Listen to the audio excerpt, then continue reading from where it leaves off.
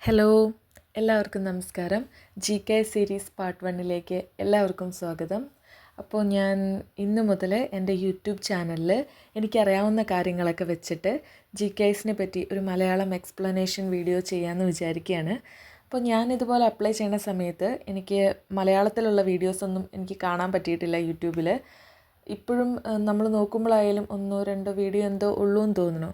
അപ്പോൾ ഞാൻ വിചാരിച്ചു എനിക്കറിയാവുന്ന കാര്യങ്ങളും ഞാൻ മനസ്സിലാക്കിയ കാര്യങ്ങളും ഒക്കെ വെച്ചിട്ട് ഒരു വീഡിയോ ചെയ്യാം അങ്ങനെ വിചാരിച്ചു. പക്ഷേ എല്ലാ കാര്യങ്ങളും നമുക്ക് ഒരു വീഡിയോയിലൂടെ പറയാൻ പറ്റത്തില്ല.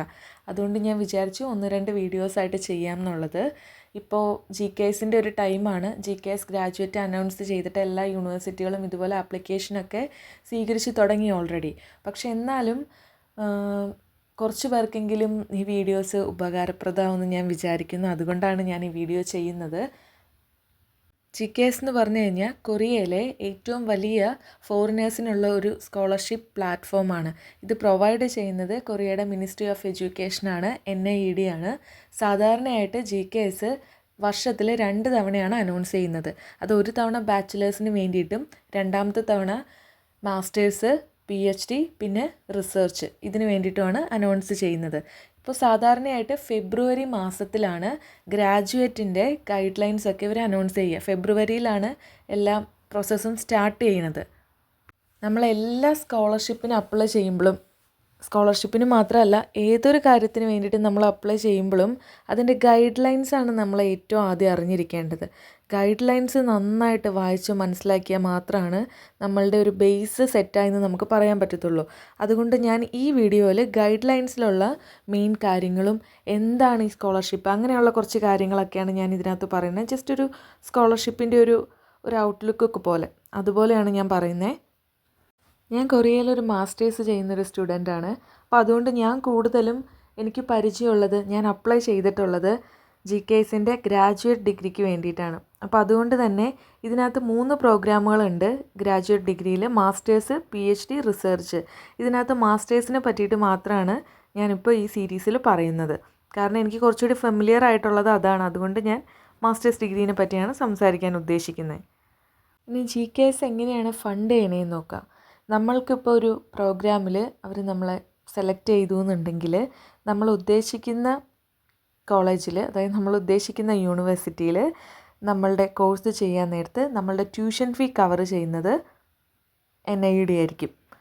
പിന്നെ നമ്മളുടെ എയർ ഫെയർ, അതായത് ഒരു റൗണ്ട് ട്രിപ്പാണ് അവർ സ്പോൺസർ ചെയ്യുന്നത്. അതായത് ഇടയ്ക്കിടയ്ക്ക് നാട്ടിൽ പോകണം അങ്ങനെയൊക്കെ ഉണ്ടെങ്കിൽ അവർ സ്പോൺസർ ചെയ്യത്തില്ല. വരുന്ന കാര്യങ്ങളും പോകുന്ന കാര്യങ്ങളും ഒക്കെ അവരായിരിക്കും ഫണ്ട് ചെയ്യുന്നത്. പിന്നെയെന്ന് പറഞ്ഞു കഴിഞ്ഞാൽ നമ്മൾക്ക് മന്ത്ലി ഒരു സ്റ്റൈപ്പൻഡ് കിട്ടും. ആ എമൗണ്ട് അത്യാവശ്യം നല്ല വലിയൊരു എമൗണ്ടാണ്. നമ്മൾ കറക്റ്റായിട്ടൊക്കെ ഡീൽ ചെയ്ത് കഴിഞ്ഞാൽ, അതായത് കറക്റ്റായിട്ടൊക്കെ പ്ലാൻ ചെയ്ത് കഴിഞ്ഞാൽ നമുക്കതും കൊണ്ട് സേവും ചെയ്യാൻ പറ്റും. നമ്മളുടെ എല്ലാ കാര്യങ്ങളും നമുക്ക് നോക്കാൻ പറ്റും. ഒരു 10 ലക്ഷം വോണാണ് അവർ നമുക്ക് സ്റ്റൈപ്പൻഡായിട്ട് തരുന്നത്. ഈ സ്റ്റൈപ്പൻഡായിട്ട് തരണേന്ന് പറഞ്ഞു കഴിഞ്ഞാൽ നമ്മൾക്കിപ്പോൾ നമ്മൾ പുറത്താണ് നിൽക്കുന്നതെന്നുണ്ടെങ്കിൽ ചിലർ ഡോർമെട്രിയിൽ നിൽക്കുന്നവരുണ്ടായിരിക്കും, ചിലർ പുറത്ത് വേറെ റൂം എടുത്ത് നിൽക്കുന്നവരുണ്ടായിരിക്കും. അങ്ങനെയുള്ളവർക്ക് നമ്മളുടെ റെൻ്റ് എല്ലാം നമ്മൾ ഈ സ്റ്റൈപ്പൻഡിൽ നിന്ന് തന്നെയാണ് കൊടുക്കേണ്ടത്. പിന്നെ നമ്മുടെ ലിവിങ് എക്സ്പെൻസ്, നമുക്കിവിടെ ജീവിക്കാൻ വേണ്ട വേറെ എല്ലാ കാര്യങ്ങളും, ഇപ്പോൾ കുക്ക് ചെയ്യുന്നവരാണെങ്കിൽ അങ്ങനെ, ഗ്രോസറി ഷോപ്പിംഗ്, അങ്ങനെയുള്ള എല്ലാ കാര്യങ്ങൾക്കും നമ്മൾ സ്റ്റൈപ്പൻഡിൽ നിന്ന് തന്നെയാണ് ചിലവാക്കേണ്ടത്. പിന്നെ എന്ന് പറഞ്ഞു കഴിഞ്ഞാൽ നമ്മളുടെ ഇൻഷുറൻസ് എല്ലാ മാസവും നമ്മൾ അടയ്ക്കേണ്ടതാണ്. അതും നമ്മൾ ഈ എമൗണ്ടിൽ നിന്ന് എടുത്തിട്ടാണ് ചെയ്യേണ്ടത്. ഇനി പുറത്താണ് നിൽക്കുന്നതെന്നുണ്ടെങ്കിൽ നമ്മളിതുപോലെ റൂമിൽ നിൽക്കുന്ന സമയത്ത് റൂം എടുക്കാൻ നേരത്തെ ഒരു ഡെപ്പോസിറ്റൊക്കെ കൊടുക്കേണ്ടി വരും. നമ്മുടെ നാട്ടിലേക്ക് പോലെ തന്നെ ഒരു സെക്യൂരിറ്റി ഡെപ്പോസിറ്റ്, അത് നമ്മൾ കൊടുക്കേണ്ടതാണ്. പിന്നെ ലിവിങ് സപ്പോർട്ട് എന്ന് പറഞ്ഞിട്ടൊരു എമൗണ്ട് ഉണ്ട്. പക്ഷേ അതിൻ്റെ കറക്റ്റ് എങ്ങനെയാണ് അതെന്നുള്ളത് എനിക്ക് അത്ര നിശ്ചയമില്ല. പക്ഷേ എൻ്റെ ഫ്രണ്ട്സൊക്കെ പറഞ്ഞത് വെച്ചിട്ട് ഇങ്ങനെയാണ് കാര്യങ്ങൾ. പിന്നെ നമ്മൾ ഇലക്ട്രിസിറ്റി ബില്ല് അത് നമ്മൾ അടയ്ക്കേണ്ടതാണ്. പിന്നെ ഗ്യാസ് അത് നമ്മൾ അടയ്ക്കേണ്ടതാണ്, കുക്കിംഗ് ഗ്യാസ്. പിന്നെ യൂട്ടിലിറ്റി ബില്ലെന്ന് പറഞ്ഞിട്ട് നമ്മൾ വാട്ടറൊക്കെ യൂസ് ചെയ്യണതിനുള്ള ചാർജ്, ഇതെല്ലാം നമ്മളുടെ ഇതിനകത്ത് വരുന്ന കാര്യങ്ങളാണ്, നമ്മുടെ ലിവിങ് എക്സ്പെൻസിൽ വരുന്നതാണ്. അതെല്ലാം നമ്മൾ സ്റ്റൈപ്പൻഡിൽ നിന്ന് കവർ ചെയ്യേണ്ടതാണ്. പിന്നെ പുറത്ത് നമ്മൾ എവിടെയെങ്കിലുമൊക്കെ യാത്ര പോവുക അങ്ങനത്തെ കാര്യങ്ങൾക്കൊക്കെ അറിയാലോ, അതെല്ലാം നമ്മൾ തന്നെ ഡീൽ ചെയ്യേണ്ടതാണ്. ഇനി ചില യൂണിവേഴ്സിറ്റീസ്, വളരെ കുറച്ച് യൂണിവേഴ്സിറ്റീസ് നമ്മൾ സ്കോളേഴ്സ് ആയതുകൊണ്ട് അവരുടെ ഡോർമെട്രിയിൽ ഇവർക്കൊരു ഫ്രീ ആയിട്ട് നമുക്ക് താമസിക്കാൻ പറ്റും. അത് ചില യൂണിവേഴ്സിറ്റീസ് മാത്രമേ അങ്ങനെ പ്രൊവൈഡ് ചെയ്യുള്ളൂ, അല്ലെങ്കിൽ നമ്മൾ ഇതുപോലെ റെൻ്റ് അടയ്ക്കേണ്ടതാണ്. അപ്പോൾ ഇത്രയൊക്കെ കാര്യങ്ങളാണ് GKS നമ്മളെ ഫിനാൻഷ്യലി സപ്പോർട്ട് ചെയ്യുന്നത്. ഇനിയെന്ന് പറഞ്ഞു കഴിഞ്ഞാൽ ഈ മാസ്റ്റേഴ്സ് ഡിഗ്രി കൊറിയയിൽ എല്ലാ മാസ്റ്റേഴ്സ് ഡിഗ്രിയും 2 വർഷമാണ്. അപ്പോൾ നമ്മളിത് ചെയ്യുന്നതിൻ്റെ കൂടെ നമ്മളൊരു GKS ഒരു കാൻഡിഡേറ്റ് ആണെങ്കിൽ, അതായത് GKS കിട്ടി വന്ന ഒരു കുട്ടിയാണെന്നുണ്ടെങ്കിൽ നമ്മൾ കൊറിയൻ ലാംഗ്വേജ് പ്രോഗ്രാം ഒരു വർഷത്തെ കൂടി നമ്മൾ അറ്റൻഡ് ചെയ്യേണ്ടതുണ്ട്. ഈ ഒരു വർഷത്തെ കൊറിയൻ ലാംഗ്വേജ് പ്രോഗ്രാം എന്ന് പറഞ്ഞു കഴിഞ്ഞാൽ നമ്മുടെ ടോപ്പിക് ലെവലിനനുസരിച്ചാണ് ഇരിക്കുന്നത്. ഇപ്പോൾ ചില യൂണിവേഴ്സിറ്റികൾക്ക് അവരുടെ ഒരു പർട്ടിക്കുലർ കോഴ്സ് പഠിക്കണമെന്നുണ്ടെങ്കിൽ ഈ വരുന്ന കുട്ടി ടോപ്പിക് ലെവൽ ഇത്രയെങ്കിലും അവർക്ക് വേണം, അങ്ങനെയൊക്കെ ഒരു ഗൈഡ് ലൈൻസ് ഒക്കെ ഉണ്ടായിരിക്കും. അപ്പോൾ അതിനനുസരിച്ചാണ് ശരിക്കും ഈ ലാംഗ്വേജ് പ്രോഗ്രാം ഉള്ളത്. പിന്നെ GKSൻ്റെ ഗൈഡ് ലൈൻസും അനുസരിച്ച് നമ്മൾ ഇത്ര ഒരു ലെവൽ ടോപ്പിക്കിലുള്ള കുട്ടികളാണെന്നുണ്ടെങ്കിൽ നമുക്ക് ഈ ലാംഗ്വേജ് പ്രോഗ്രാം അറ്റൻഡ് ചെയ്യേണ്ടതില്ല. അപ്പോൾ അതായത് ലാംഗ്വേജ് ലെവൽ 4 ഒക്കെ ഉണ്ടെന്നുണ്ടെങ്കിൽ, 4 അതിൽ കൂടുതലുണ്ടെന്നുണ്ടെങ്കിൽ നമുക്ക് ഈ ലാംഗ്വേജ് പ്രോഗ്രാം അറ്റൻഡ് ചെയ്യേണ്ടതില്ല. നേരെ നമുക്ക് ഡിഗ്രി പ്രോഗ്രാമിലേക്ക് കയറാവുന്നതാണ്. അല്ല എന്നുണ്ടെങ്കിൽ നമ്മൾ മാക്സിമം 1 വർഷം അല്ലെങ്കിൽ നമുക്ക് 6 months ഇതിൻ്റെ ഉള്ളിൽ നമ്മൾ ടോപ്പിക് കവർ ചെയ്തിരിക്കണം, അങ്ങനെ നിർബന്ധമുണ്ട് നമുക്ക്. ഇനി നമ്മൾ ലാംഗ്വേജ് പ്രോഗ്രാം ചെയ്തുകൊണ്ടിരിക്കുന്ന സമയത്തും നമ്മളുടെ ഫീസും കാര്യങ്ങളെല്ലാം ഇവർ തന്നെയായിരിക്കും ഫണ്ട് ചെയ്യുന്നത്. അപ്പം നമുക്ക് ഗൈഡ് ലൈൻസിലേക്ക് കടക്കാം. എന്ത് കാര്യം ചെയ്യുമ്പോഴും അതിൻ്റേതായ രീതിയിൽ തന്നെ ചെയ്യണം നമ്മൾ. അതുകൊണ്ട് ചുമ്മാ ടേബിൾ ഓഫ് കണ്ടൻസ് ഒക്കെ വായിച്ചോ, എന്തൊക്കെയാണ് അതിനകത്തുള്ളത് സ്റ്റെപ്പായിട്ട് വെറുതെ കിടക്കട്ടെ. പിന്നെ നമുക്ക് ആദ്യത്തെ പേജിൽ തന്നെ ഇതിൻ്റെ ഒബ്ജക്റ്റീവ്സ് കാണാം. പ്രോഗ്രാം ഒബ്ജക്റ്റീവ്സ്, എന്താണ് ഈ സ്കോളർഷിപ്പിൻ്റെ പർപ്പസ്, അങ്ങനെയുള്ള കാര്യങ്ങൾ. പിന്നെ കാണുന്നത് പ്രോഗ്രാംസ് ആൻഡ് യൂണിവേഴ്സിറ്റീസ് എന്ന് പറഞ്ഞിട്ട്, മാസ്റ്റേഴ്സ് പ്രോഗ്രാം ആണെങ്കിൽ അതിന് എത്ര നാളാണ്, ഇനി റിസർച്ച് പ്രോഗ്രാം ആണെങ്കിൽ അത് എത്ര നാളാണ്, ഇനി ഡോക്ടറൽ പ്രോഗ്രാം ആണെങ്കിൽ അത് എത്ര നാളാണ്, അങ്ങനെയുള്ള എല്ലാ കാര്യങ്ങളും അടുത്ത് നമുക്ക് കാണാൻ പറ്റും. ഈ പ്രോഗ്രാമിൻ്റെ ഒരു കാലാവധിയൊക്കെ ഞാൻ നേരത്തെ പറഞ്ഞിട്ടുണ്ട്. എത്ര നാളാണ് ലാംഗ്വേജ് അറ്റൻഡ് ചെയ്യണത്, ലാംഗ്വേജ് കോഴ്സ് അറ്റൻഡ് ചെയ്യണത് എത്ര നാളാണ്, അങ്ങനെയുള്ള കാര്യങ്ങളൊക്കെ അവിടെ പറഞ്ഞിട്ടുണ്ട്. ഇനി ഇതിനകത്ത് പറയാനുള്ളത്, ആപ്ലിക്കേഷൻ അയക്കുമ്പോൾ നമുക്ക് 2 രീതിയിൽ ആപ്ലിക്കേഷൻ അയക്കാം. അതാണ് ആപ്ലിക്കേഷൻ ട്രാക്ക് എന്ന് പറഞ്ഞ് കൊടുത്തിട്ടുള്ളത്. അതായത് എംബസി ട്രാക്ക് വഴി നമുക്ക് ആപ്ലിക്കേഷൻ അയക്കാം, യൂണിവേഴ്സിറ്റി ട്രാക്ക് വഴി ആപ്ലിക്കേഷൻ അയക്കാം. അതായത് സൗത്ത് കൊറിയയുടെ എംബസികൾ എല്ലാ രാജ്യത്തും ഉണ്ടായിരിക്കും. അപ്പോൾ നമ്മളിപ്പോൾ ഇന്ത്യയിലാണെങ്കിൽ ഇന്ത്യയിൽ സൗത്ത് കൊറിയൻ എംബസി ഉള്ളത് ന്യൂഡൽഹിയിലാണ്. ഇപ്പോൾ നമ്മൾ എംബസി ട്രാക്ക് വഴിയാണ് അയക്കണമെന്നുണ്ടെങ്കിൽ നമ്മൾ ഈ എംബസിയിലേക്കാണ് നമ്മുടെ ആപ്ലിക്കേഷൻ എല്ലാം അയച്ചു കൊടുക്കുന്നത്. അപ്പോൾ ആദ്യത്തെ റൗണ്ട് സെലക്ഷനൊക്കെ ചെയ്യണത് എംബസി ആയിരിക്കും. ഇനി യൂണിവേഴ്സിറ്റി ആണെന്നുണ്ടെങ്കിൽ നമ്മൾ നേരിട്ട് യൂണിവേഴ്സിറ്റിയിലേക്കാണ് അയച്ചു കൊടുക്കണേ. നമ്മൾക്ക് ഇഷ്ടമുള്ള യൂണിവേഴ്സിറ്റി തിരഞ്ഞെടുക്കാം, നമ്മുടെ കോഴ്സൊക്കെ അനുസരിച്ച് അതിനനുസരിച്ച് നമ്മൾ യൂണിവേഴ്സിറ്റിയിലേക്ക് അയച്ചു കൊടുക്കുക. ബാക്കിയുള്ള പ്രോസസ്സൊക്കെ യൂണിവേഴ്സിറ്റി ആയിരിക്കും ചെയ്യുന്നത്. ഇതിൽ ഈ പ്രാവശ്യം, അതായത് ഈ വർഷം ശ്രദ്ധിക്കേണ്ട ഒരു കാര്യം എന്ന് പറഞ്ഞു കഴിഞ്ഞാൽ, എംബസി ട്രാക്ക് വഴി അയക്കണ കുട്ടികൾ ഇത്തവണ വെബ്സൈറ്റ് വഴിയാണ് അയക്കണത് ഡോക്യുമെൻറ്റ്സൊക്കെ. GKS അയക്കുന്ന സമയത്ത് എനിക്ക് തോന്നിയിട്ടുള്ള കാര്യമാണ്, ഒട്ടുമിക്ക പിള്ളേർക്കും തോന്നിയിട്ടുണ്ടായിരിക്കും. കാരണം ഇത് കുറച്ചധികം എക്സ്പെൻസീവ് ആയിട്ടുള്ളൊരു സ്കോളർഷിപ്പാണെന്ന് എനിക്ക് തോന്നിയിട്ടുണ്ട്. അതായത് നമ്മൾ ഇതുപോലെ ഓരോ സർട്ടിഫിക്കറ്റുകളും അയക്കണേനും എല്ലാത്തിനും നമുക്ക് ഒരു നല്ല പൈസ തന്നെ ചിലവുണ്ട്. അപ്പോൾ എംബസി ട്രാക്കിൽ ഇത്തവണ അയക്കാൻ നേരത്ത് അങ്ങനെ ഒരു ഇളവ് കൂടി നമുക്ക് ഉണ്ടെന്ന് പറയാം. കാരണം നമ്മൾ എംബസിയിലേക്ക് വെബ്സൈറ്റ് വഴി അയക്കുന്നത് കൊണ്ട് ഓഫ് കോഴ്സ് നമുക്ക് അപ്പോസ്റ്റൈലൊക്കെ എടുക്കുന്നതിന് പൈസ ആവശ്യമാണ്. പക്ഷേ എന്നാലും ഇതൊരു നല്ല കാര്യമായിട്ട് എനിക്ക് തോന്നി. ഇനി നമ്മൾ യൂണിവേഴ്സിറ്റി ട്രാക്ക് വഴിയാണ് അപ്ലൈ ചെയ്യണമെന്നുണ്ടെങ്കിൽ നമ്മൾ നമ്മളുടെ മേജറൊക്കെ അനുസരിച്ച് ഒരു യൂണിവേഴ്സിറ്റി സെലക്ട് ചെയ്യുക. ഇനി ശ്രദ്ധിക്കേണ്ട ഒരു കാര്യം എന്ന് പറഞ്ഞു കഴിഞ്ഞാൽ, യൂണിവേഴ്സിറ്റി ട്രാക്കിന് വേണ്ടിയിട്ട് ഓരോ യൂണിവേഴ്സിറ്റീസും അവരുടേതായ ഒരു GKS ഗൈഡ് ലൈൻസ് റിലീസ് ചെയ്യും. അതായത് ഇപ്പോൾ നമ്മൾക്ക് അപ്ലൈ ചെയ്യേണ്ടത് ഇപ്പോൾ ജോൺ ബുക്ക് യൂണിവേഴ്സിറ്റി ആണെന്നുണ്ടെങ്കിൽ അവരുടെ വെബ്സൈറ്റിൽ കയറിയിട്ട് അവരുടെ GKS ഗൈഡ് ലൈൻസ് നന്നായിട്ട് വായിച്ച് മനസ്സിലാക്കേണ്ടതുണ്ട്. അതെന്തിനാന്ന് വെച്ച് കഴിഞ്ഞാൽ, ചില സമയത്ത് ചില യൂണിവേഴ്സിറ്റികൾ എക്സ്ട്രാ ഡോക്യുമെൻറ്റ്സ് എന്തെങ്കിലുമൊക്കെ ചോദിക്കും. അപ്പോൾ അത് നമുക്ക് സബ്മിറ്റ് ചെയ്യാൻ വേണ്ടിയിട്ടാണ്. ഞാനിത് എടുത്തു പറയേണ്ടത് എന്താണെന്ന് വെച്ച് കഴിഞ്ഞാൽ, കുറച്ച് പേർക്കൊക്കെ അറിയാമായിരിക്കും, എന്നാലും ഞാനിതുപോലെ ആപ്ലിക്കേഷൻ അയക്കുന്ന സമയത്ത് 1-2 തവണ ഇതുപോലെ ശ്രദ്ധിച്ചിട്ടുണ്ട്. എക്സാമ്പിൾ പറയുകയാണെങ്കിൽ, ഇപ്പോൾ യോൺസെ യൂണിവേഴ്സിറ്റി അവരൊരു എക്സ്ട്രാ ഒരു അഫിഡവിറ്റ് പോലത്തെ ഒരു ഫോം റിലീസ് ചെയ്തിട്ടുണ്ടായിരുന്നു. നമ്മൾ യൂണിവേഴ്സിറ്റി ട്രാക്കിൽ അപ്ലൈ ചെയ്യാൻ നേരത്ത് ഡോക്യുമെൻറ്റ്സിൻ്റെ കൂടെ ഇത് നമ്മൾ ഡൗൺലോഡ് ചെയ്തെടുത്ത് ഫില്ല് ചെയ്ത് സൈനൊക്കെ ചെയ്ത് അതുകൂടി വെക്കണം എന്നുണ്ടായിരുന്നു. പിന്നെ ഒരു തവണ പൂസാൻ നാഷണൽ യൂണിവേഴ്സിറ്റിയുടെ ആപ്ലിക്കേഷൻ്റെ സമയത്ത് എല്ലാ യൂണിവേഴ്സിറ്റികളും ഇതുപോലെ ഒരു കോപ്പി ഓഫ് ഡോക്യുമെൻറ്റ്സ് ആണ് പറയാറുള്ളത്. പക്ഷേ പൂസാൻ ഒരു തവണ 2 സെറ്റ് ചോദിച്ചിട്ടുണ്ടായിരുന്നു. ഒന്നൊരു ഫോട്ടോസ്റ്റാറ്റ് കോപ്പിയും പിന്നെ ഒന്ന് ഒറിജിനലും അങ്ങനെയായിരുന്നു ചോദിച്ചിട്ടുണ്ടായിരുന്നത്. അപ്പോൾ ഇത് നമ്മൾ മനസ്സിലാക്കണേ. ഇനി ഒരു അടുത്ത പാർട്ടെന്ന് പറഞ്ഞു കഴിഞ്ഞാൽ ടൈപ്പ് എ യൂണിവേഴ്സിറ്റീസ് ഉണ്ട്, ടൈപ്പ് ബി യൂണിവേഴ്സിറ്റീസ് ഉണ്ട്. ഈ ടൈപ്പ് എ യൂണിവേഴ്സിറ്റി എന്ന് പറഞ്ഞു കഴിഞ്ഞാൽ കൂടുതലും സോൾ ബേസ്ഡ് ആയിട്ടുള്ള, അതായത് സിറ്റികൾ ബേസ് ചെയ്തിട്ടുള്ള യൂണിവേഴ്സിറ്റീസ് ആയിരിക്കും ഉള്ളത് മിക്കവാറും. ടൈപ്പ് ബി എന്ന് പറഞ്ഞു കഴിഞ്ഞാൽ കൂടുതലും റീജിയണൽ യൂണിവേഴ്സിറ്റികളായിരിക്കും. അപ്പോൾ നമ്മൾ ഉദ്ദേശിക്കുന്ന യൂണിവേഴ്സിറ്റി ടൈപ്പ് എയിലാണോ വരുന്നത്, ടൈപ്പ് ബിയിലാണോ വരുന്നത് എന്നുള്ളത് കൂടി നമ്മളൊന്ന് നോക്കി വയ്ക്കുക. പിന്നെ അടുത്ത കാര്യം എന്താണെന്ന് വെച്ച് കഴിഞ്ഞാൽ പല ടൈപ്പ് ട്രാക്കുകളുണ്ട്. അപ്പോൾ അതായത് ആർ ജി കേസ് എന്ന് പറഞ്ഞു കഴിഞ്ഞാൽ റീജിയണൽ യൂണിവേഴ്സിറ്റിയിലേക്ക് നമ്മൾ അയക്കുന്ന ഒരു കാറ്റഗറി, അതിനെയാണ് ആർ ജി കേസ് എന്ന് പറയണത്. ജനറൽ കാറ്റഗറിയിൽ വരുന്നത് കൂടുതലും ടൈപ്പ് എ യൂണിവേഴ്സിറ്റീസ് അങ്ങനെ എന്തെങ്കിലുമൊക്കെ ആയിരിക്കും, അതായത് സിറ്റി ബേസ്ഡ് ആയിട്ടുള്ള യൂണിവേഴ്സിറ്റികൾ അങ്ങനെയൊക്കെ. സാധാരണയായിട്ടൊരു ടെൻഡൻസി ഉണ്ട്. ഇപ്പോൾ സോൾ എന്ന് പറഞ്ഞു കഴിഞ്ഞാൽ ഭയങ്കര തിരക്കുള്ള, എല്ലാവരും നോക്കുന്ന അങ്ങനത്തെ ഒരു സിറ്റിയാണ്. അപ്പോൾ അതുകൊണ്ട് തന്നെ സോളിൽ ബേസ് ആയിട്ടുള്ള യൂണിവേഴ്സിറ്റീസ് തിരഞ്ഞെടുക്കാൻ വേണ്ടിയിട്ട് ഒരു ടെൻഡൻസി കൂടുതൽ കാണുന്നുണ്ട്. പക്ഷേ കൊറിയയിൽ ഒരുപാട് റീജിയണൽ യൂണിവേഴ്സിറ്റീസ് ഉണ്ട്. അതായത് കുറച്ചുകൂടി തിരക്ക് കുറഞ്ഞ സിറ്റികൾ അങ്ങനെയുള്ള സ്ഥലങ്ങളിലൊക്കെ ഒരുപാട് നല്ല ക്വാളിറ്റിയുള്ള യൂണിവേഴ്സിറ്റീസും മേജറും അങ്ങനെയൊക്കെ ഉണ്ട്.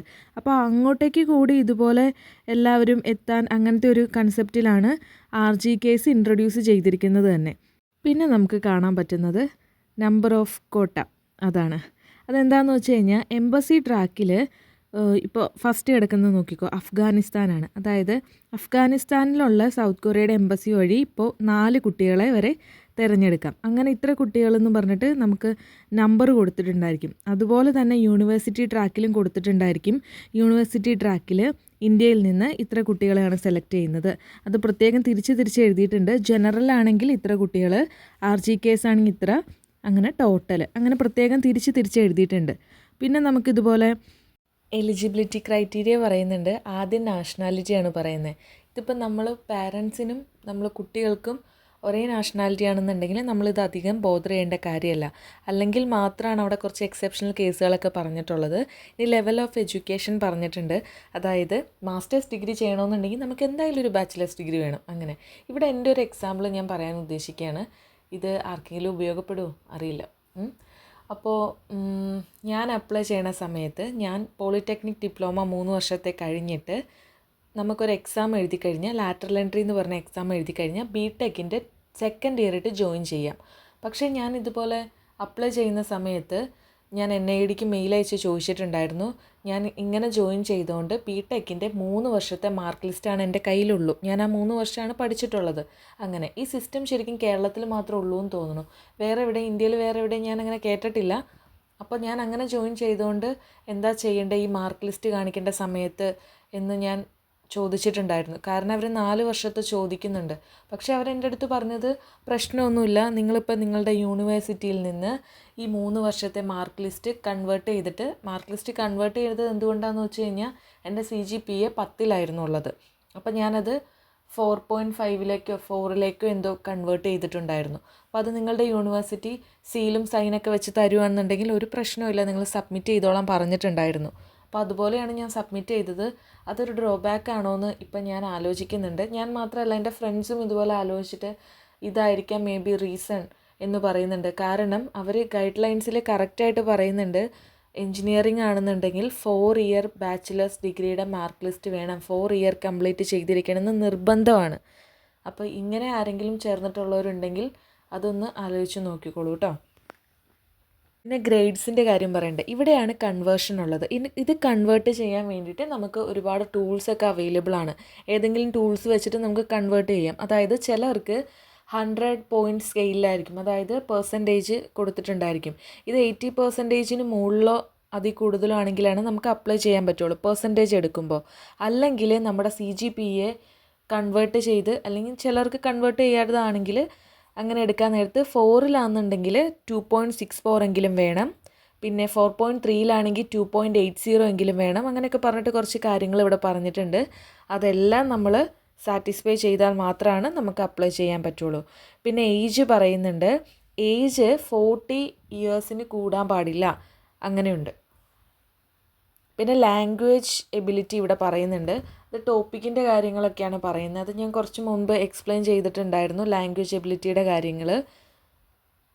ഹെൽത്ത്, പിന്നെ ഹെൽത്ത് പറയുന്നത് എന്താണെന്ന് വെച്ച് കഴിഞ്ഞാൽ നമ്മളിപ്പോൾ ഒരു എബ്രോഡ് പഠിക്കാൻ പോവുകയാണ്. അപ്പോൾ നമ്മൾക്ക് പുറത്തോട്ട് പോയി പഠിക്കാനും അതിനൊക്കെ വേണ്ട ഒരു ഹെൽത്ത് വേണം. നമ്മൾ ഫിസിക്കലി കേപ്പബിൾ ആയിരിക്കണം എന്നാണ് ഉദ്ദേശിക്കുന്നത്. പിന്നെ കുറച്ച് റെസ്ട്രിക്ഷൻ ഏരിയാസ് പറയുന്നുണ്ട്. അതായത് ഒരു കൊറിയൻ യൂണിവേഴ്സിറ്റിയിൽ നിന്ന് ഗ്രാജുവേറ്റ് ആയ ആളാണെങ്കിൽ, അല്ലെങ്കിൽ നേരത്തെ എപ്പോഴെങ്കിലും ഒരു കൊറിയൻ സ്കോളർഷിപ്പ് കിട്ടിയിട്ടുള്ള ആളാണെങ്കിൽ, അപ്പോൾ അങ്ങനത്തെ ഉള്ളതാണെങ്കിൽ നമ്മൾക്ക് അപ്ലൈ ചെയ്യാൻ പറ്റില്ല കേട്ടോ. ഇനി ഒരു ഡ്യൂപ്ലിക്കേറ്റ് സബ്മിഷൻ്റെ കാര്യം പറയുന്നുണ്ട്. അതായത് ഒരേ സമയം നമ്മൾ ഒന്നിലധികം യൂണിവേഴ്സിറ്റികൾക്കൊന്നും അയച്ചു കൊടുക്കാൻ പറ്റത്തില്ല. അപ്പോൾ അങ്ങനെ എന്തെങ്കിലും നോട്ട് ചെയ്ത് കഴിഞ്ഞാൽ എന്തോ ബാൻ ചെയ്യണ കാര്യം അങ്ങനെ എന്തോ ഞാൻ എവിടെയോ വായിച്ചിട്ടുണ്ട്.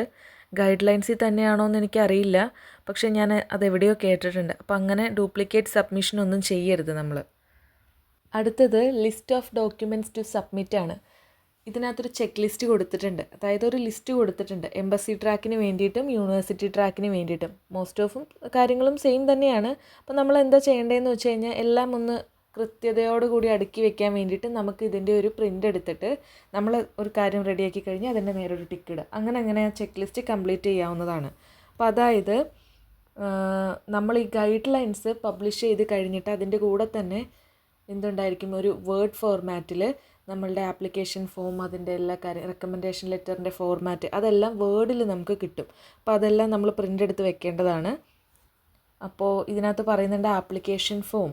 ഫസ്റ്റത്തെ ഫോം എന്ന് പറഞ്ഞാൽ ഫോം 1 ആപ്ലിക്കേഷൻ ഫോമാണ്. ഇതിനകത്തൊരു ഫോട്ടോ ഒട്ടിക്കേണ്ട സ്ഥലമുണ്ട്, നമ്മുടെ പേര്, ഡേറ്റ്, സൈൻ, ഇതെല്ലാ കാര്യങ്ങളും ഉണ്ട്. എല്ലാം കൃത്യമായിട്ട് അടയാളപ്പെടുത്തണം. ഇത് റിക്വയർഡ് എന്ന് കൊടുത്തിട്ടുണ്ട്, ചിലത് ഓപ്ഷണൽ എന്ന് കൊടുത്തിട്ടുണ്ട്.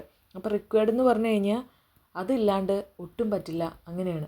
ഏറ്റവും ആദ്യത്തെ തവണ ഞാൻ അപ്ലൈ ചെയ്യാൻ നേരത്ത് ഇതുപോലെ റിക്വയർഡ് എന്ന് കാണിച്ച ഒരു സാധനം ഞാൻ വെച്ചിട്ടില്ല എന്നാണ് എൻ്റെ ഒരു ചെറിയൊരു ഓർമ്മ. ധൃതിയിൽ അപ്ലൈ ചെയ്തുകൊണ്ട് ഞാനത് ഓർക്കുന്നുമില്ല. എന്നാലും ഞാൻ ഓർക്കുന്നു, ചെറിയൊരു സംശയമുണ്ട്, റിക്വയർഡ് എന്ന് കാണിച്ച ഒരെണ്ണം ഞാൻ വെച്ചിട്ടില്ല എന്ന്. അങ്ങനെ, അപ്പോൾ അതൊന്ന് ശ്രദ്ധിച്ചേക്കണേ. പിന്നെ ഇതിനകത്ത് പറയുന്നുണ്ട് personal statement, study plan.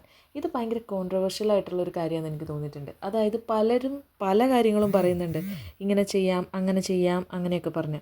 Personal statement ഇങ്ങനെ എഴുതൂ, അങ്ങനെ എഴുതൂ.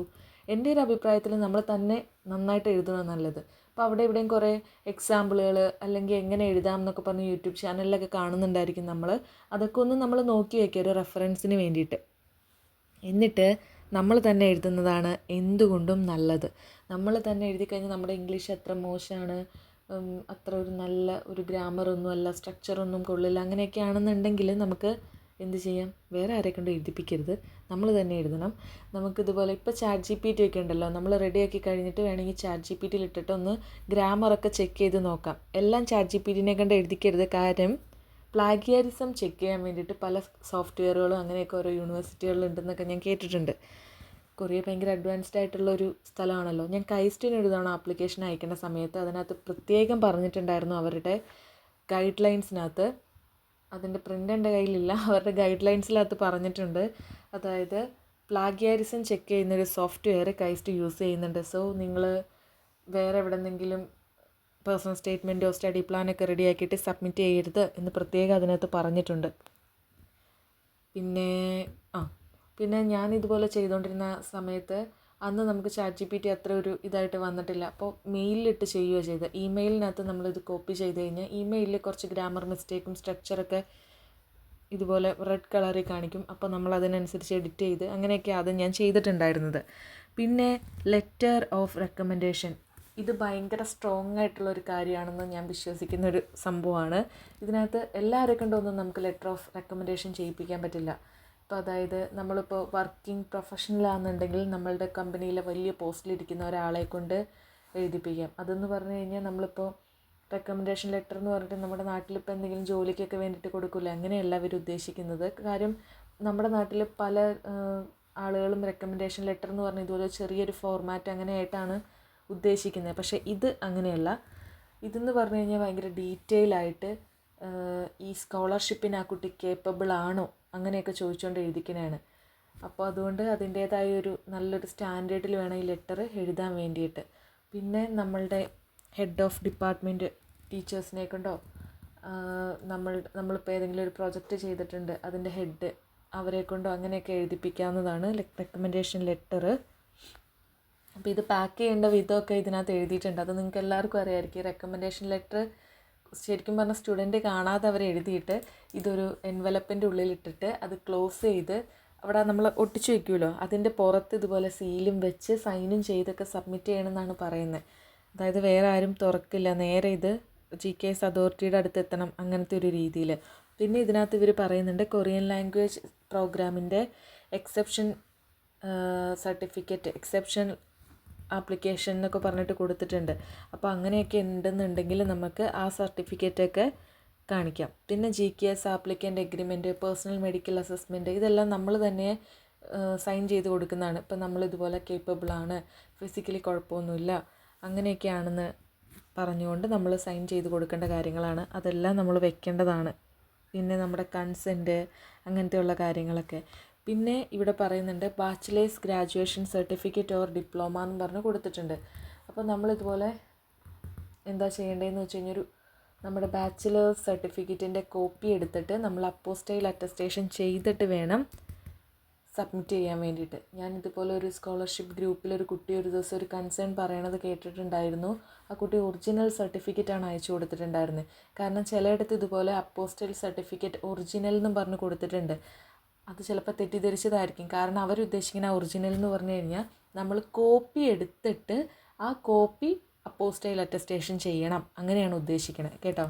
അല്ലാണ്ട് ഒറിജിനൽ സർട്ടിഫിക്കറ്റിൽ അപ്പോസ്റ്റൈൽ അറ്റസ്റ്റേഷൻ ചെയ്യുകയല്ല, അങ്ങനെയല്ല ഉദ്ദേശിക്കുന്നത്. അപ്പോൾ അത് ശ്രദ്ധിച്ചോണേ. കാരണം നമ്മളിതുപോലെ ദൂര സ്ഥലത്തേക്കൊക്കെ നമ്മുടെ സർട്ടിഫിക്കറ്റ് ഇതുപോലെ അപ്പോസ്റ്റൈൽ അറ്റസ്റ്റേഷനൊക്കെ ചെയ്തിട്ട് അയക്കാൻ പറ്റിയിട്ടില്ല.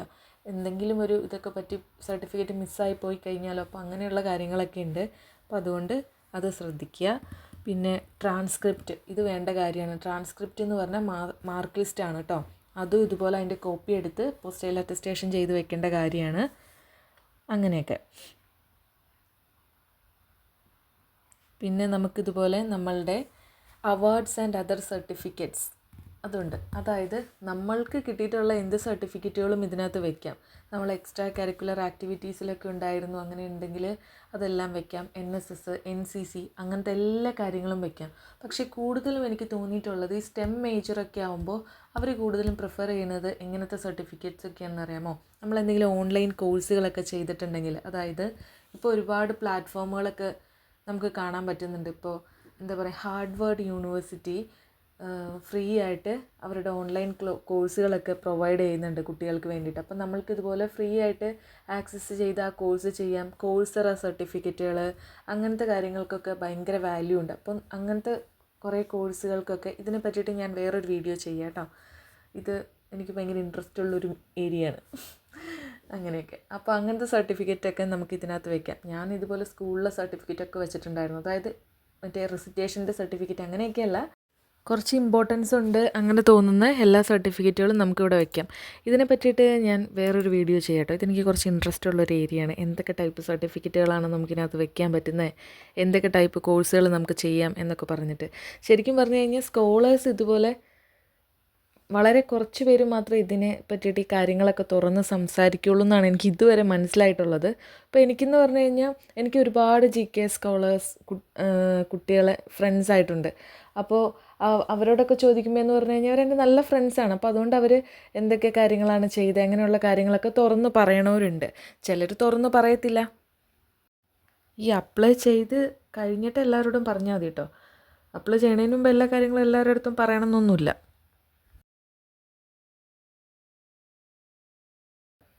അപ്ലൈ ചെയ്ത് നമ്മൾ സെലക്റ്റൊക്കെ ആയി കഴിഞ്ഞിട്ട് വേണമെങ്കിൽ പറയാം, പ്രശ്നമൊന്നുമില്ല. അപ്പോൾ ഇനി അടുത്ത സെക്ഷൻ എന്ന് പറഞ്ഞു കഴിഞ്ഞാൽ requirements for each submitted documents എന്ന് പറഞ്ഞിട്ടൊരു സെക്ഷൻ ഉണ്ട്. അതിനെ പറ്റിയാണ് പറയുന്നത്. ഇതിനകത്ത് proof of citizenship and family relationship, ഈ കാര്യത്തിൽ നമുക്ക് ഏതൊക്കെ സർട്ടിഫിക്കറ്റുകൾ സബ്മിറ്റ് ചെയ്യാം, അപ്പോൾ ഒരെണ്ണം ഇല്ലയെന്നുണ്ടെങ്കിൽ വേറെ എന്ത് സബ്മിറ്റ് ചെയ്യാം എന്നുള്ള കാര്യങ്ങൾ ഡീറ്റെയിൽ ആയിട്ട് ഇവിടെ കൊടുത്തിട്ടുണ്ട്. അതെല്ലാം നമ്മൾ കറക്റ്റായിട്ട് വായിച്ച് മനസ്സിലാക്കണം. അതായത് ഞാൻ ആദ്യം പറഞ്ഞിട്ടുണ്ടായിരുന്നു, ഇപ്പോൾ പാരൻസിന് പാസ്പോർട്ട് ഇല്ലാത്തവരാണെന്നുണ്ടെങ്കിൽ ഏത് സർട്ടിഫിക്കറ്റ് ഇവിടെ നമുക്ക് സബ്മിറ്റ് ചെയ്യാമെന്നുള്ള കാര്യങ്ങളൊക്കെ അവർ ഡീറ്റെയിൽ ആയിട്ട് പറയുന്നുണ്ട്. നമ്മൾ പാസ്പോർട്ട് അല്ലാണ്ട് എന്ത് സർട്ടിഫിക്കറ്റ് സബ്മിറ്റ് ചെയ്താലും അത് അപ്പോസ്റ്റൈൽ ചെയ്യണം കേട്ടോ. അപ്പോസ്റ്റൈൽ ചെയ്യണമെന്ന് നിർബന്ധമാണ്. ഗവൺമെൻറ് ഡോക്യുമെൻറ്റ്സ് ആണെങ്കിൽ ചിലതിനൊക്കെ വേണ്ടാന്ന് പറയുന്നുണ്ട്, പക്ഷേ അപ്പോസ്റ്റൈൽ ചെയ്യുന്നതാണ് സേഫ്. അപ്പോൾ ഞാൻ പറഞ്ഞ അപ്പോസ്റ്റൈൽ ചെയ്യേണ്ട സർട്ടിഫിക്കറ്റുകളുടെ എണ്ണം ഭയങ്കര കൂടുതലാകുമ്പോൾ നമുക്കത് ഭയങ്കര ഒരു എക്സ്പെൻസ് താങ്ങാതെയൊക്കെ വരും. അപ്പോൾ പൈസയൊക്കെ കുറഞ്ഞ രീതിയിൽ നമുക്ക് അപ്പോസ്റ്റൈലൊക്കെ ചെയ്തു തരുന്ന നല്ലൊരു ഏജൻസീനെ നമ്മൾ കണ്ടുപിടിക്കണം. അത് വളരെ അത്യാവശ്യമാണ്. സർട്ടിഫിക്കറ്റ് ഓഫ് ഗ്രാജുവേഷൻ്റെ കാര്യം ഇവിടെ പറയുന്നുണ്ട്. നമ്മളിപ്പോൾ ചില കുട്ടികൾക്ക് നമ്മൾ അപ്ലൈ ചെയ്യുന്ന സമയത്ത് സർട്ടിഫിക്കറ്റ് കിട്ടിയിട്ടുണ്ടാവില്ല. അങ്ങനെയാണെന്നുണ്ടെങ്കിൽ നമുക്ക് പ്രൊവിഷണൽ സർട്ടിഫിക്കറ്റ്, അതാണ് സർട്ടിഫിക്കറ്റ് ഓഫ് ഗ്രാജുവേഷൻ, അത് വെച്ചിട്ട് നമുക്ക് അപ്ലൈ ചെയ്യാവുന്നതാണ്. എന്നിട്ട് ഇതുപോലെ തന്നെ ഒരു ഗൈഡ് ലൈൻസ് അവർ പറയും. അപ്പോൾ ആ സമയത്തിന് മുൻപ് നമ്മൾ സർട്ടിഫിക്കറ്റ് കൊടുത്താൽ മതി. അതൊരു ഓഗസ്റ്റൊക്കെ ആയിരിക്കും അവർ മിക്കവാറും പറയുന്നത്. അപ്പോൾ അപ്പോഴേക്ക് കിട്ടാൻ പാകത്തിന് നമ്മൾ അപ്ലൈ ചെയ്യണം കേട്ടോ. അക്കാദമിക് ട്രാൻസ്ക്രിപ്റ്റിൻ്റെ കാര്യത്തിലും അവരത് തന്നെ പറയുന്നുണ്ട്. ട്രാൻസ്ക്രിപ്റ്റിൽ CGPAയുടെ കാര്യം പറയുന്നുണ്ട് കേട്ടോ, കൺവേർഷൻ്റെ കാര്യമൊക്കെ. നിങ്ങൾക്ക് CGPA കൺവേർട്ട് ചെയ്യാൻ വേണ്ടിയിട്ട് സ്കോളറോ എന്ന് പറഞ്ഞിട്ട് ഒരു ആപ്പുണ്ട്. അപ്പോൾ ആ സ്കോളറോ ആപ്പിലിട്ടിട്ട് നമുക്കിതുപോലെ CGPA GKSൻ്റെ ഗൈഡ് ലൈൻസിൽ പറഞ്ഞിട്ടുള്ള പോലെ 4 സ്കെയിലിലോ 4.3 സ്കെയിലിലോ ഒക്കെ മാറ്റിയെടുക്കാവുന്നതാണ്. പക്ഷേ നമുക്ക് വെറുതെ കൺവേർട്ട് ചെയ്തിട്ട് അത് അങ്ങനെ തന്നെ കൊടുക്കാൻ പറ്റില്ല. അത് നമ്മുടെ യൂണിവേഴ്സിറ്റി ഉറപ്പായിട്ടും സൈൻ ചെയ്തിട്ടുണ്ടാവണം. യൂണിവേഴ്സിറ്റി സൈൻ ചെയ്ത് സീൽ ചെയ്തിട്ടുണ്ടാവണം. അല്ലെങ്കിൽ നമ്മുടെ കോളേജ്, ഞാൻ കോളേജിൽ നിന്ന് പ്രത്യേകം പറയാൻ കാരണം എന്ന് പറഞ്ഞു കഴിഞ്ഞാൽ നമ്മുടെ നാട്ടിൽ യൂണിവേഴ്സിറ്റി കോളേജ് എന്ന് പറയുമ്പോൾ ചെറിയൊരു വ്യത്യാസമുണ്ട്. അതായത് നമ്മുടെ നാട്ടിൽ യൂണിവേഴ്സിറ്റിയുടെ അണ്ടറിൽ ഒരുപാട് കോളേജുകളുണ്ട്. ഇപ്പോൾ MG യൂണിവേഴ്സിറ്റിയുടെ അണ്ടറിൽ ഒരുപാട് കോളേജുകൾ. ഇത് ചിലർക്കെങ്കിലും ചെറിയൊരു ഡൗട്ടുണ്ട്, അതുകൊണ്ടാണ് ഞാൻ പറയുന്നത്. പിന്നെ MG യൂണിവേഴ്സിറ്റി പോയിട്ട് നമ്മൾ സൈനും സീലൊക്കെ വാങ്ങിക്കണം. അങ്ങനെയൊക്കെ നമ്മുടെ കോളേജിൽ നിന്ന് സൈനും സീലൊക്കെ വാങ്ങിക്കുക കേട്ടോ. ഈ സമയത്ത് ചിലപ്പോൾ നമുക്ക് വേറൊരു കാര്യം കൂടി ഫേസ് ചെയ്യേണ്ടി വരും. അതായത് ഇതുപോലുള്ള ഇങ്ങനെ കൺവേർഷൻ ഇങ്ങനത്തെ കാര്യങ്ങളൊന്നും പൊതുവെ പല യൂണിവേഴ്സിറ്റികൾക്ക് അറിയാൻ പാടില്ലായിരിക്കും. അപ്പോൾ എനിക്ക് ഇതുപോലൊരു എക്സ്പീരിയൻസ് ഉണ്ടായിരുന്നു. ഞാനിതുപോലെ എൻ്റെ ഒരു കോളേജിൽ ചെന്നപ്പോൾ എനിക്ക് ചെയ്ത് കിട്ടിയിട്ടുണ്ടായിരുന്നില്ല. അവർക്കിത് ഈ കൺവേർഷനൊന്നും അക്സെപ്റ്റ് ചെയ്യാൻ പറ്റുന്നതായിരുന്നില്ല. അപ്പോൾ നമ്മൾ എന്താ ചെയ്യേണ്ടതെന്ന് വെച്ച് കഴിഞ്ഞാൽ കറക്റ്റായിട്ട് ഈ കാര്യങ്ങൾ അവരെ പറഞ്ഞ് മനസ്സിലാക്കാൻ വേണ്ടിയിട്ട് എല്ലാ ഡാറ്റയൊക്കെ കളക്ട് ചെയ്ത് കാര്യങ്ങളൊക്കെ പറഞ്ഞ് മനസ്സിലാക്കാൻ പാകത്തിനുള്ള രീതിയിൽ പോകണം. എന്നാലും എല്ലാവർക്കും ചെയ്തു തരുമെന്നറിയില്ല. ചില ഗ്രൂപ്പിൽ കുട്ടികളൊക്കെ പറയുന്നത് കേൾക്കാം, ഇതുപോലെ അവർക്ക് അവരുടെ കോളേജിൽ നിന്ന് ചെയ്ത് കൊടുത്തിട്ടുണ്ടായിരുന്നില്ല അങ്ങനെയൊക്കെ പറഞ്ഞിട്ട്. അപ്പോൾ ഇതിനകത്ത് പറഞ്ഞിരിക്കുന്ന കാര്യങ്ങളൊക്കെ കറക്റ്റായിട്ട് ഈ ഗൈഡ് ലൈൻസൊക്കെ കാണിച്ചു കൊടുത്ത് അതവരെ കൺവിൻസ് ചെയ്യാൻ വേണ്ടിയിട്ട് നമ്മൾ നോക്കണം. പിന്നെ ലെറ്റർ ഓഫ് റെക്കമെൻഡേഷൻ്റെ കാര്യം ഇവിടെ പറയുന്നുണ്ട്. അത് ആർക്കൊക്കെ റെക്കമെൻഡ് ചെയ്യാം എന്നുള്ളത് കഴിഞ്ഞ വർഷം മുതൽ കുറച്ചുകൂടി ഡീറ്റെയിൽ ആയിട്ട് കൊടുത്തിട്ടുണ്ട്. പ്രൊഫസേഴ്സിന് ചെയ്യാം, ഡിപ്പാർട്ട്മെൻറ്റ് ഹെഡിന് ചെയ്യാം, പിന്നെ യൂണിവേഴ്സിറ്റിയിലെ ചില റെലവൻ്റ് ആയിട്ടുള്ള ഇൻഡിവിജ്വൽസിന് ചെയ്യാം. അതായത് നമ്മുടെ പ്രിൻസിപ്പൽ അങ്ങനെയുള്ള പോസ്റ്റിലിരിക്കുന്നവർക്കൊക്കെ ചെയ്യാമെന്ന് പറഞ്ഞ് കൊടുത്തിട്ടുണ്ട്. ഇപ്പോൾ ഞാൻ ഇതുപോലെ പറഞ്ഞിട്ടുണ്ടായിരുന്നു, നമ്മൾ വർക്ക് ചെയ്യുന്ന ഓഫീസിൽ നിന്നുള്ള അവരുടെ ലെറ്റർ വാങ്ങിക്കാം എന്നൊക്കെ പറഞ്ഞിട്ടുണ്ടായിരുന്നു. ഇത്തവണ ഇതുപോലെ പ്രൊഫസേഴ്സിൻ്റെ അടുത്തുനിന്ന് മാത്രമേ വാങ്ങിക്കാവുള്ളൂ അങ്ങനെയൊക്കെ പറഞ്ഞ് പ്രത്യേകം കൊടുത്തിട്ടുണ്ട്. കുറേ വർഷങ്ങൾ മുൻപൊക്കെ ഇതുപോലെ നമുക്ക് വർക്കിംഗ് പ്രൊഫഷണലാണെന്നുണ്ടെങ്കിൽ അവിടെ നിന്ന് വാങ്ങിക്കാം അങ്ങനെയൊക്കെ ഉണ്ടായിരുന്നു. പിന്നെ ഇതുപോലെ ടോപ്പിക് ടെസ്റ്റിനൊക്കെ ഒരു വാലിഡിറ്റി ഉണ്ട്. IELTSനൊക്കെ എല്ലാവർക്കും അറിയായിരിക്കും. അപ്പോൾ ആ വാലിഡിറ്റി പീരീഡ് കഴിയാതെ നോക്കണം. ഇവർ ഇതിനകത്ത് പ്രത്യേകം പറയുന്നുണ്ട് ഏതൊക്കെ സമയങ്ങളിലുള്ള, അതായത് ഏതൊക്കെ ടൈം പീരീഡിലുള്ള സർട്ടിഫിക്കറ്റ്സാണ് നമുക്ക് കൊടുക്കാൻ പറ്റത്തുള്ളൂ എന്ന് ഇതിനകത്ത് പ്രത്യേകം പറയുന്നുണ്ട് കേട്ടോ. പിന്നെ ഇവിടെ അപ്പോസ്റ്റൈൽ ചെയ്യുമ്പോൾ ശ്രദ്ധിക്കേണ്ട കുറച്ച് കാര്യങ്ങളൊക്കെ അവിടെ പറഞ്ഞിട്ടുണ്ട് കേട്ടോ. എന്താണ് ഈ അപ്പോസ്റ്റൈൽ, എവിടെ നിന്നാണ് അപ്പോസ്റ്റൈൽ ചെയ്യേണ്ടത്, അങ്ങനെയുള്ള കുറച്ച് ജനറൽ ആയിട്ടുള്ള ഇൻഫർമേഷൻ അവിടെ കൊടുത്തിട്ടുണ്ട്. അതിനകത്ത് ഒരു കാര്യം പറയുന്നുണ്ട്, ഈ അപ്പോസ്റ്റൈൽ ചെയ്തേക്കുന്ന ഡോക്യുമെൻറ്റിനകത്ത് എന്തെങ്കിലും ഒരു ഡേറ്റ് എഴുതിയിട്ടുണ്ട് എന്നുണ്ടെങ്കിൽ അതിന് വാലിഡിറ്റി 2 വർഷമായിരിക്കും എന്ന് പ്രത്യേകം പറഞ്ഞിട്ടുണ്ട് കേട്ടോ.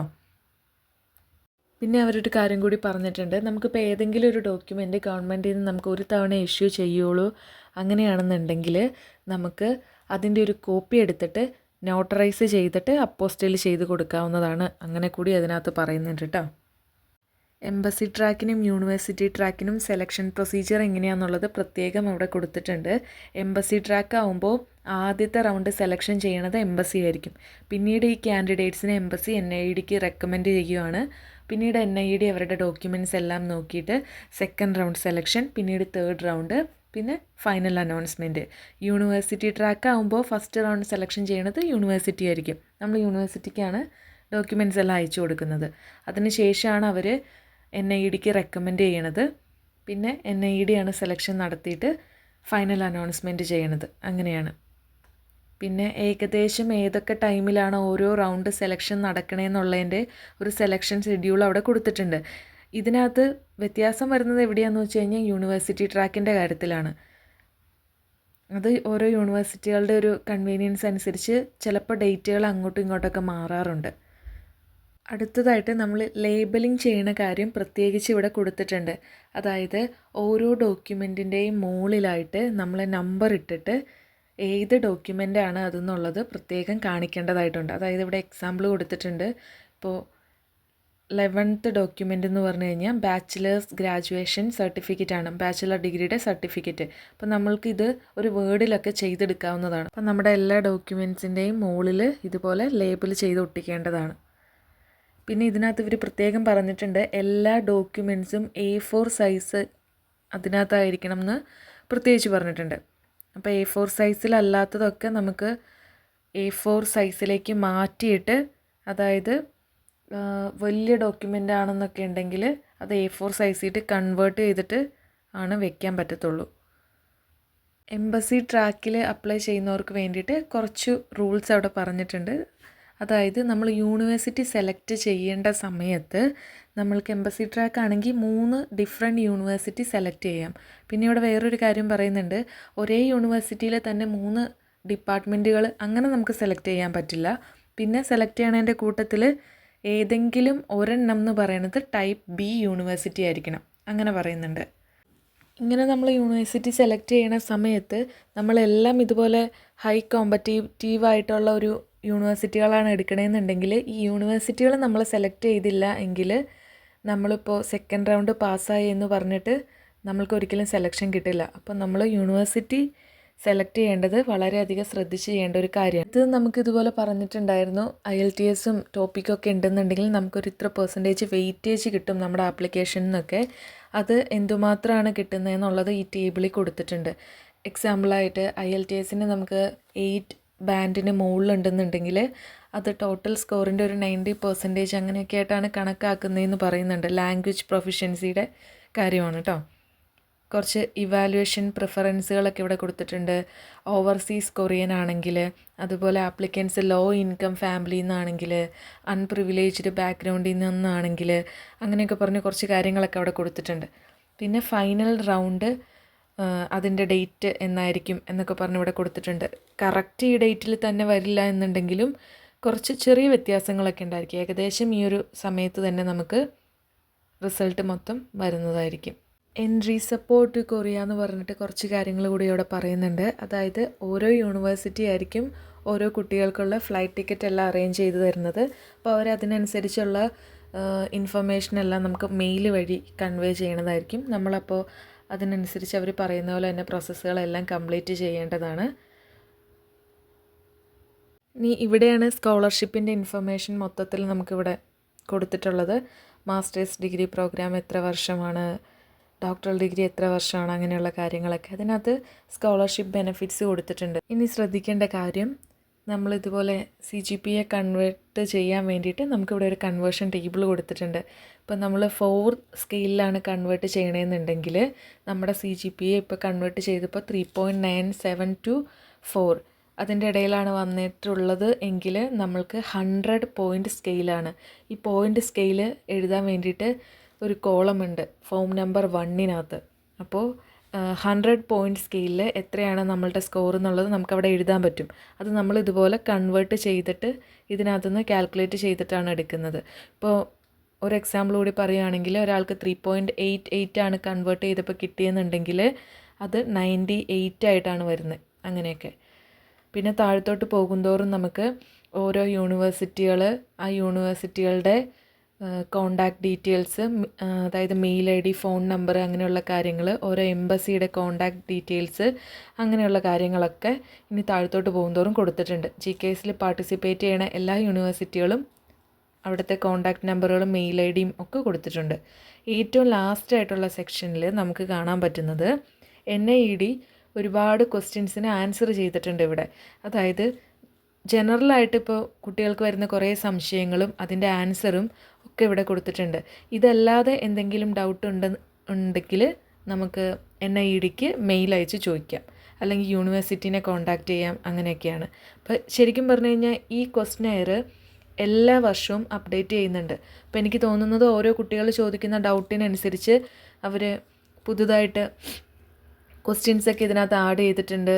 അങ്ങനെയൊക്കെയാണ് എനിക്ക് തോന്നുന്നത്. കാരണം എല്ലാ തവണത്തെ ക്വസ്റ്റ്യൻ വായിക്കുമ്പോഴും അത് ഒരുപാട് വ്യത്യാസമുണ്ട്. എല്ലാം ഒരേ ക്വസ്റ്റ്യൻസ് അല്ല, അങ്ങനെയൊക്കെ. അപ്പോൾ കുറേ ക്വസ്റ്റ്യൻസിൻ്റെ ആൻസറും ഇവിടെ തന്നെ കൊടുത്തിട്ടുണ്ട്. ഇതെല്ലാവരും അങ്ങനെ കവർ ചെയ്യാത്തൊരു ഏരിയ എന്നാണ് എനിക്ക് തോന്നിയിട്ടുള്ളത്. ഇതിനകത്ത് ഒരുപാട് ക്വസ്റ്റ്യൻസിന് ആൻസർ കൊടുത്തിട്ടുണ്ട്. അപ്പോൾ ആദ്യം ചെയ്യേണ്ട കാര്യം നമ്മളിപ്പോൾ ചെയ്തു കഴിഞ്ഞേക്കുവാണ്. ആപ്ലിക്കേഷൻ ഗൈഡ് ലൈൻസ് നന്നായി വായിച്ച് മനസ്സിലാക്കിയിട്ടുണ്ട്. ഇപ്പോൾ ഈ ഒരു വീഡിയോ മാത്രമായിട്ട് അങ്ങനെ കാണരുത്. വീഡിയോ കണ്ടതിന് ശേഷം ഗൈഡ് ലൈൻസ് കൂടി നമ്മൾ നമ്മുടേതായ രീതിയിൽ നന്നായിട്ട് വായിച്ചു നോക്കുക. അതിന് ശേഷമാണ് ഇനി നമ്മൾ അടുത്ത സ്റ്റെപ്പിലേക്ക് കടക്കുന്നത്.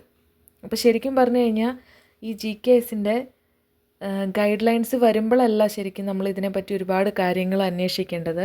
നമ്മൾക്കിത് അപ്ലൈ ചെയ്യണമെന്നുണ്ടെങ്കിൽ നമ്മൾ ഒരുപാട് നാൾ മുൻപേ ഇതിനുള്ളൊരു തയ്യാറെടുപ്പ് തുടങ്ങണം. ഒരുപാട് നാൾ മുൻപേ എന്ന് പറഞ്ഞൊരു 1-2 വർഷം മുൻപേ ഒന്നുമല്ല, ഒരു ഗൈഡ് ലൈൻസ് വന്നതിന് ഒരു 2-3 മാസം മുൻപൊക്കെ തയ്യാറെടുപ്പ് തുടങ്ങിയാലാണ് നമുക്ക് എന്തൊക്കെ കാര്യങ്ങൾ വേണം, എന്തൊക്കെ കാര്യങ്ങൾ ചെയ്യണം, അതൊക്കെ നമുക്ക് അറിയാൻ പറ്റത്തുള്ളൂ. അപ്പോൾ തലേ കൊല്ലത്തെ ഗൈഡ് ലൈൻസ് വെച്ചിട്ട് നമുക്ക് ഇന്ന കാര്യങ്ങളൊക്കെയാണ് ജനറലായിട്ട് വേണ്ടതെന്നൊക്കെ വായിച്ച് മനസ്സിലാക്കി എന്തൊക്കെയാണ് ചെയ്യേണ്ടത് എന്നൊക്കെ നമ്മൾ പ്രത്യേകം നോട്ട് ചെയ്ത് എടുത്ത് വെക്കുക. എന്നാലാണ് നമുക്ക് നന്നായിട്ട് പ്രസൻറ്റ് ചെയ്യാൻ പറ്റത്തുള്ളൂ. പിന്നെ ചിലർക്കൊക്കെ ഇതുപോലെ പേഴ്സണൽ സ്റ്റേറ്റ്മെൻറ്റ് എഴുതണേലും സ്റ്റഡി പ്ലാൻ തയ്യാറാക്കണതിനൊക്കെ ഒരുപാട് സമയം വേണ്ടി വരും. അതുപോലെ യൂണിവേഴ്സിറ്റികളിൽ റെക്കമെൻഡേഷൻ ലെറ്റർ വാങ്ങിക്കാൻ അതിനൊക്കെ ഒരുപാട് സമയം വേണ്ടി വരും. കാരണം നമ്മുടെ പ്രൊഫസേഴ്സൊക്കെ എപ്പോഴും തിരക്കായിരിക്കും, ടീച്ചേഴ്സൊക്കെ.